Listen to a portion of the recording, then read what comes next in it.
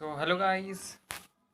सो अभी हम लोग पढ़ेंगे टॉपिक कि अगर अगर एक सबसे पहले आप लोग को टॉपिक पढ़ने से पहले आपको ये पता होना चाहिए कि कंसंट्रेशन क्या होता है।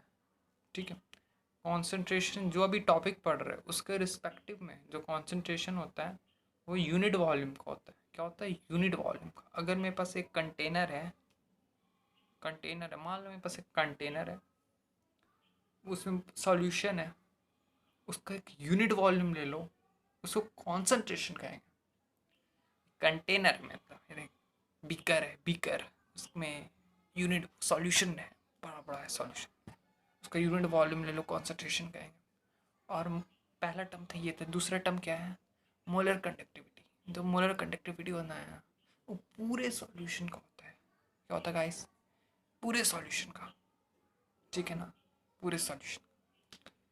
तो कहने की क्या बात है कि अगर अगर कंसंट्रेशन की बात की जाए तो अगर हम उसमें पानी डाल देंगे तो क्या बदलाव आएगा, और मोलर कंडक्टिविटी जो होगा उसमें पानी डाल देंगे तो क्या बदलाव आएगा। मतलब पानी डाल देंगे तो यूनिट वॉल्यूम पे क्या बदलाव आएगा, और पानी डाल देंगे तो पूरे सॉल्यूशन के पे क्या प्रभाव पड़ेगा। मैं देख रहा था कैमरा ऑन है ना। सो पानी डाल देते हैं, तो पानी डाल दिए हम लोग एक ही, तो यूनिट वॉल्यूम पे क्या बदलाव पड़ता है देखते हैं। पानी डाल दिए तो क्या बदलाव पड़ा यूनिट वॉल्यूम पे, कि यूनिट वॉल्यूम पे मतलब आप देख सकते हैं। एक second. It refers to the conductivity of unit volume of aqueous solution of electrolyte as solution diluted number of ion per half.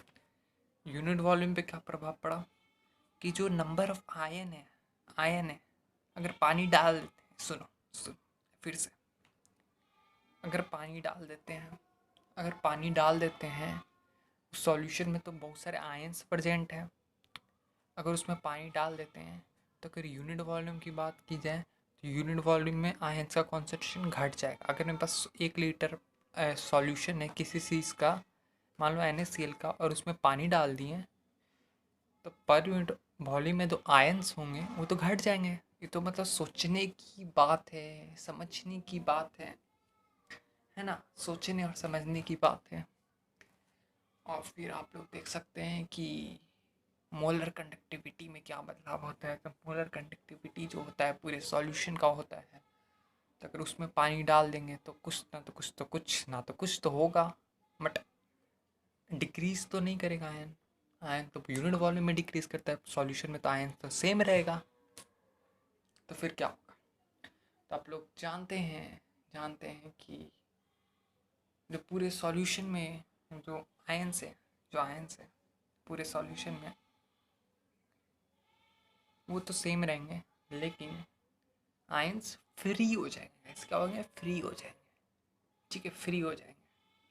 तो एक बहुत प्यारा सा कॉन्सेप्ट था, यही था पहला टॉपिक था। दूसरा टॉपिक में आते हैं, वो बहुत अच्छा टॉपिक है, वो वेरिएशन ऑफ मोलर कंडक्टिविटी। अब जो मोलर कंडक्टिविटी पढ़े हैं उसमें स्ट्रॉन्ग इलेक्ट्रोलाइट और वीक इलेक्ट्रोलाइट को बांटे हैं। जो हम लोग मोलर कंडक्टिविटी पढ़े हैं उसको स्ट्रॉन्ग इलेक्ट्रोलाइट और वीक इलेक्ट्रोलाइट में बांटे। अब उसको पढ़ते हैं जल्दी जल्दी, टाइम जा रहा है ना, इसलिए जल्दी जल्दी। तो वीक इलेक्ट्रोलाइट का बात किया जाए तो मोलर कंडक्टिविटी तो पूरे सॉल्यूशन का होता है। वीक इलेक्ट्रोलाइट में आपका CH3 CWH ये सब स्टेप टाइप का एग्जाम्पल होगा, और स्ट्रॉन्ग इलेक्ट्रोलाइट में NaCl स्टेप का। तो दो पार्ट में बांटे हैं मोलर कंडक्टिविटी को, वीक इलेक्ट्रोलाइट और स्ट्रॉन्ग इलेक्ट्रोलाइट। अब का क्या रहा है, देखो ध्यान से सुनो, ध्यान से प्लीज। ठीक है, देखते कैमरा ऑन है ना, देख लो।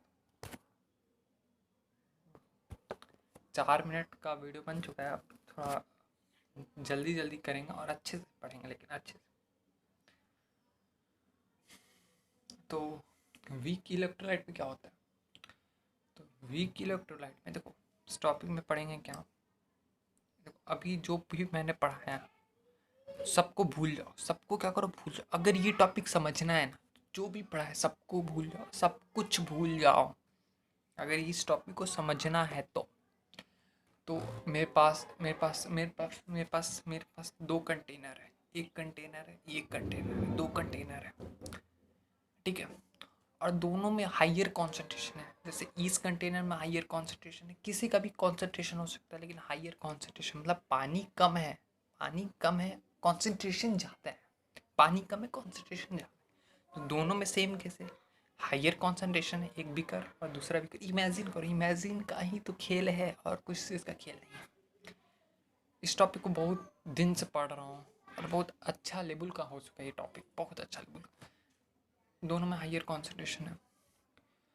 अब क्या किए कि एक में वीक इलेक्ट्रोलाइट डाले, एक में स्ट्रॉन्ग इलेक्ट्रोलाइट डाले, एक में वीक इलेक्ट्रोलाइट डाले और एक में स्ट्रॉन्ग इलेक्ट्रोलाइट डाले। तो क्या हुआ कि तो क्या हुआ हाँ, तो क्या हुआ कि वीक इलेक्ट्रोलाइट वाला ना टूट नहीं पा रहा था, वो धीरे धीरे टूट रहा था। मतलब degree of dissociation of weak electrolyte in higher concentration is low and degree of dissociation of strong electrolyte in higher concentration is high.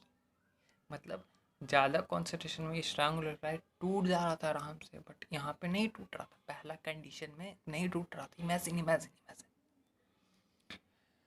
तो अब क्या हुआ, जैसे ही एक बाल्टा पानी दोनों में डाले, तो सबसे पहले वीक इलेक्ट्रोलाइट का बात करते हैं।